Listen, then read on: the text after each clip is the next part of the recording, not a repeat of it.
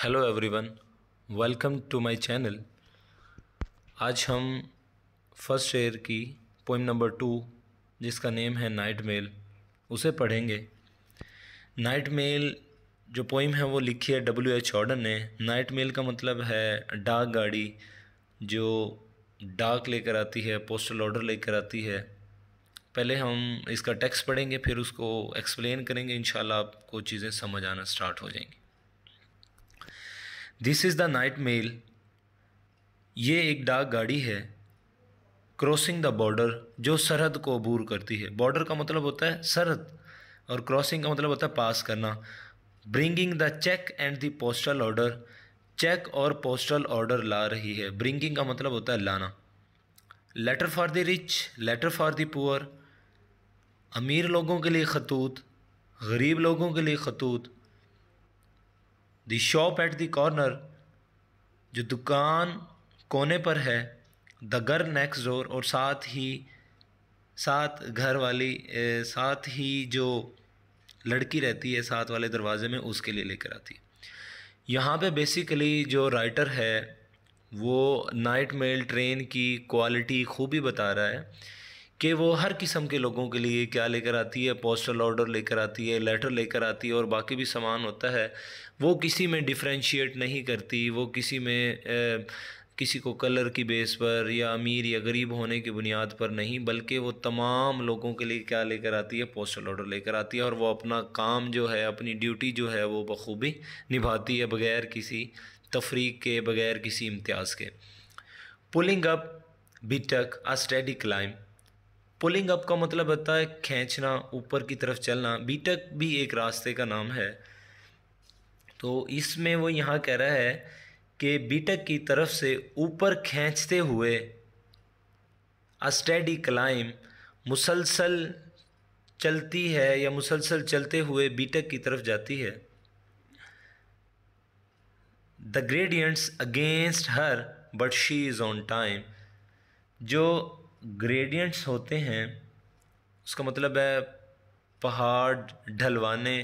वो तमाम पहाड़ें जो जब वो चलती है तो दरमियान में ढलवान आती है, स्लोप आती हैं, वो उसके अगेंस्ट हैं, लेकिन वो हमेशा क्या करती है, टाइम पर पहुंचती है। यहाँ पे बेसिकली वो कहना चाह रहा है कि जब नाइट मेल गुज़रती है तो रास्ते बहुत मुश्किलात होते हैं, लेकिन क्योंकि उसने अपना काम बखूबी निभाना है, इसलिए वो हमेशा क्या करती है, टाइम पर पहुँचती है।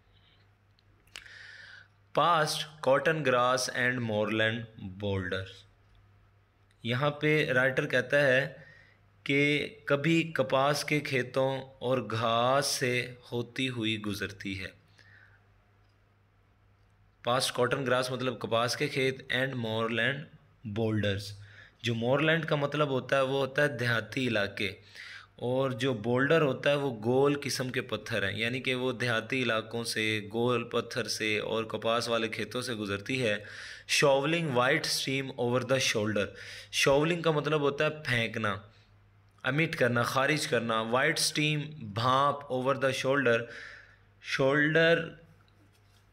अब यहाँ पे कह रही है कि अपने कंधे पर से सफ़ेद धुआं छोड़ते हुए जाती है। यानी कि आपने देखी होगी जब ट्रेन गुजर रही होती है, मालगाड़ी जिसे हम मोस्टली कहते हैं, तो ऊपर उसके एक इंजन नहीं, वो सिलेंसर टाइप लगा होता है जहाँ से धुआं निकलता है। तो बेसिकली वो कह रही है कि वो जा रही है और धुआं छोड़ती हुई जाती है। स्नॉर्टिंग नॉइसली एज शी पासिस। स्नॉर्टिंग का मतलब होता है जैसे हम कहते हैं खराटे मारना, और नॉइसली शोर मचाते हुए, एज शी पासिस जहाँ से वो गुज़रती है, शोर मचाते हुए गुज़रती है। Silent miles of wind bent grass. Bent का मतलब होता है झुके हुए होना, ग्रास मतलब घास, साइलेंट खामोशी से, माइल मीलों का। झुके हुए घास वाली साइड से मीलों का सफ़र तय करती है। Birds turn their head as she approaches.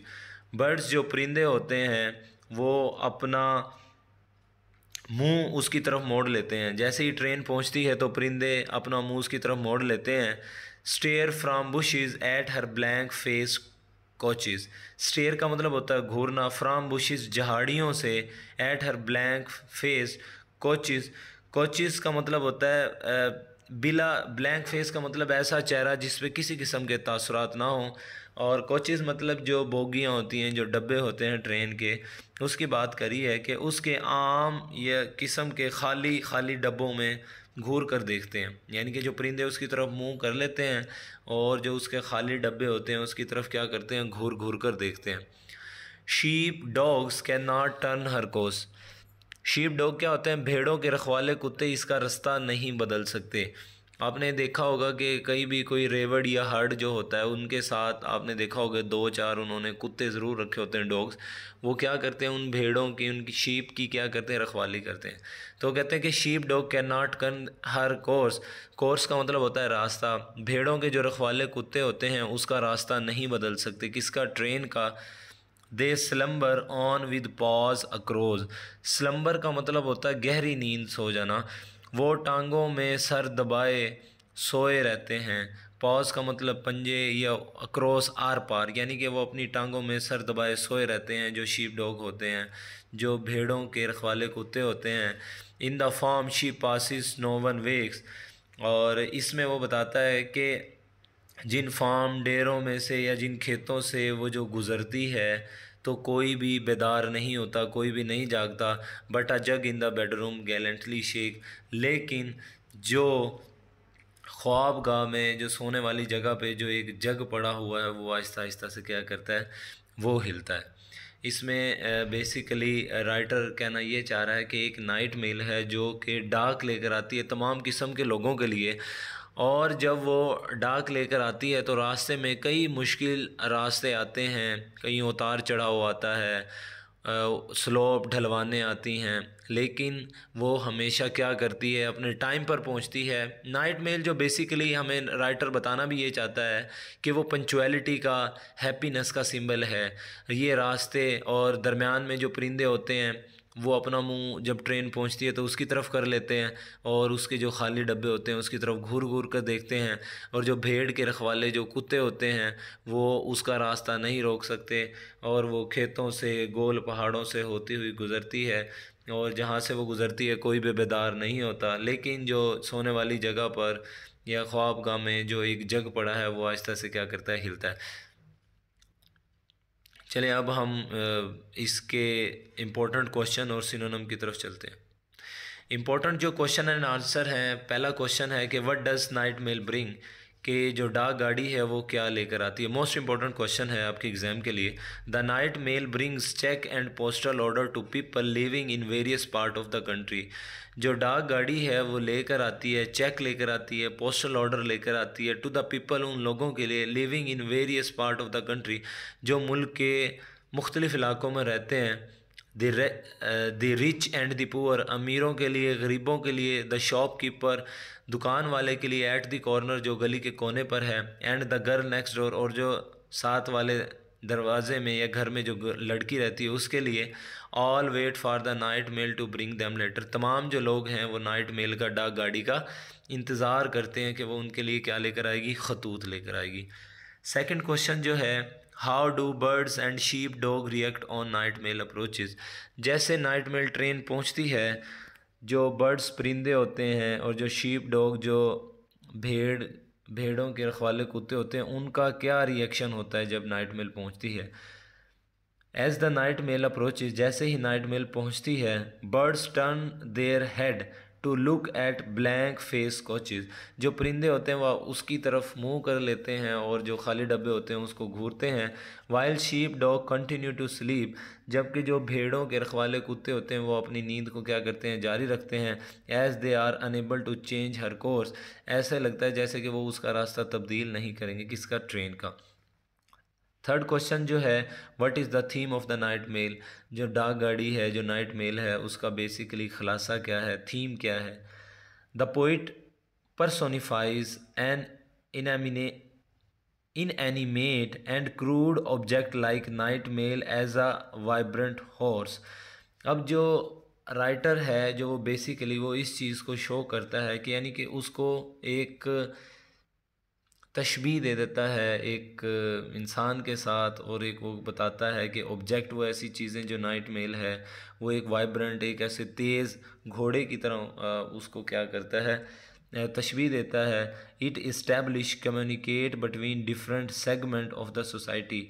ये इस्टेब्लिश ये क्या करती है, ये एक कायम करती है ताल्लुकात या राबता कायम करती है डिफरेंट सेगमेंट होते हैं, टुकड़े मुल्क के, एक टुकड़े से दूसरे टुकड़े, एक हिस्से से दूसरे हिस्सों के लोगों के दरमियान क्या करती है, ताल्लुकात कायम करती है। It maintains its steadiness despite the difficulties in its वे।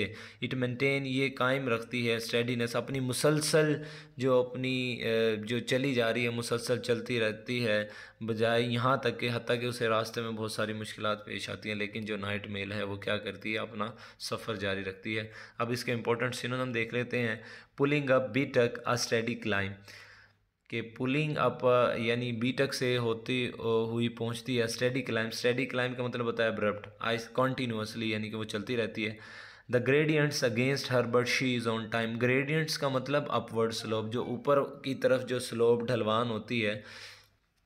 और past cotton grass and moorland boulder. Boulders का मतलब है स्टोन, पत्थर बड़े बड़े जो गोल किस्म के होते हैं। Past cotton grass and moorland boulder. यहाँ पे मोरलैंड का मतलब क्या, अनटाइटल लैंड। अनटाइटल लैंड का मतलब देहाती इलाके, वहाँ से वो गुजरती है। और shovelling white stream over the shoulder. Shovelling का मतलब होता है फेंकना, शॉविंग या थ्रोइंग इसको हम कह सकते हैं। और नेक्स्ट जो सिनोनिम है वो है slumber. Slumber on with pause across. Slumber मतलब गहरी नींद सोना, sleep. And snorting नॉइसली she passes, शोर मचाती हुई। ब्रीथिंग मतलब सांस लेती हुई ज़ोर ज़ोर से, वो वहाँ से गुजरती है। Sheep dog can not turn her course. Course का मतलब रास्ता, यानी कि जो भेड़ों के रखवाले कुत्ते होते हैं वो उसका रास्ता तब्दील नहीं करते, तो कोर्स मतलब वे। Thank you for watching this video. Subscribe and like our channel for further videos. अल्लाह हाफ़िज़।